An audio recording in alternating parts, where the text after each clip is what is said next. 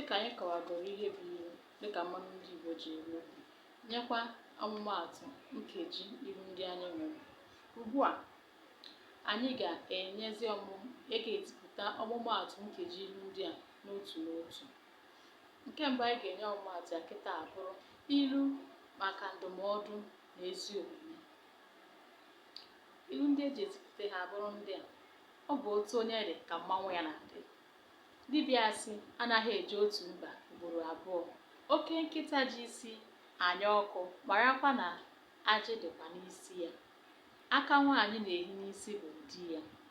Agadi nwaanyị na-ete ogiri na-arịọ ijiji mgba.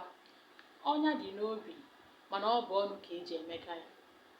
Ihe ndị a bụrụ ụfọdụ ọmụmaatụ ilu ndị na-egosi ndụmọdụ na ezi omume. Ndewo.